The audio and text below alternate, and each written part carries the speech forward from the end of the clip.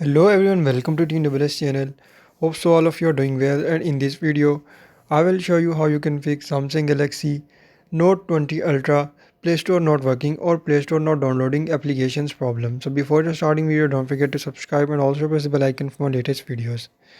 So if you are facing Play Store not working or Play Store not downloading applications problem in your Samsung Galaxy Note 20 Ultra, first of all, simply first you just need to go to settings and then go to app settings and just follow every single step as I'm showing you in this video. This will fix your problem.